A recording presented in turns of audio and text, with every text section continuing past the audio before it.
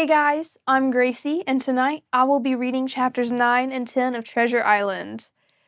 It is by Robert Louis Stevenson, but it was adapted to a children's book, so I hope you enjoy. Chapter 9, The Voyage. We were all hard at work when the last few crew members, Long John with them, came aboard. Soon the anchor was pulled up, and the Hispaniola began her voyage to the island. I will not tell much about the voyage, as it was mostly uneventful with a couple exceptions. Mr. Arrow turned out to be as useless as the captain feared. He got seasick easily and had no command over his men. He soon jumped overboard and no one missed him. He was quickly replaced with a smart old seaman and a friend of Silver's named Israel Hands. All the crew respected and obeyed Silver, who was always kind to me. I spent much time with him in the gallery. "Come away, Hawkins," he would say. "Sit with old John. You're smart as paint, you are, and I can talk to you like a man." I asked him about his parrot. "Parrot's name is Captain Flint. I named him after the famous pirate.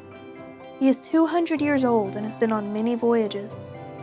And the parrot would say, "Pieces of 8, pieces of 8," over and over, till Long John threw a cloth over the cage.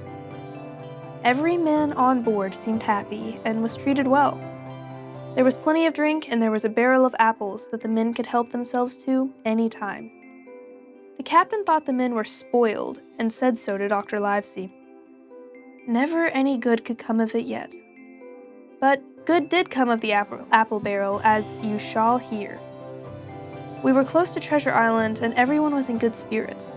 It was just after sundown, and I decided I wanted an apple. I found there were only a few left at the bottom of the barrel, so I climbed in to reach one. Then, as I was sitting there in the dark, a man leaned against the barrel and began to speak. It was Silver's voice. I had not heard a dozen words when I froze with fear. I knew at that moment that the lives of the honest men on the ship depended on me, and me alone. Chapter 10. What I Heard in the Apple Barrel. From inside the apple barrel, I could hear Silver telling sea yarns to the youngest deckhand, whose name was Dick, and flattering him just as he had me, telling him he was as smart as paint, and he could talk to him like a man. I burned with rage and shame at my foolishness. "I was the quartermaster of Flint's ship," Silver was saying. "I lost my leg on the same voyage where old Pew lost his eyes. That ship was heavy with gold by the time our voyage was done. The difference between old Pew and me is that he spent every last gold piece we stole, and ended up penniless in a ditch run over by horses. I kept my gold and bought the tavern, but now my wife sold the tavern and took all the money. We will meet up again one day, to be sure, and I will get my money back." He continued, "Some feared Flint, some feared Pew, but they should have been most afraid of Long John Silver." Then I heard the new officer, Israel Hands, say, "I've had enough of that, Captain Smollett." "Aye," said Silver, "but we must bide our time. He's a skillful captain. I say we let him sail this ship to the treasure. The squire and doctor will find it and help us get it aboard." "But," asked Dick, "what do we do with him afterward?" Said Long John, "I say we kill him. We wait for now, but when the time comes, we let her rip." "John," cried Israel Hands, "you are indeed a worthy man." "You'll say so, Israel, when you see," said Silver. "Dick," he added, "be a sweet lad and grab an apple out of that barrel for me." I froze with fear, and I knew that if I were discovered, I would be thrown overboard, or worse. But then Hands said, "Not an apple, John. Send him down below for a bottle. We'll have a toast." Dick was gone only a little while, but I heard Israel say to Silver, "Not another of them will join." So there were faithful men on board.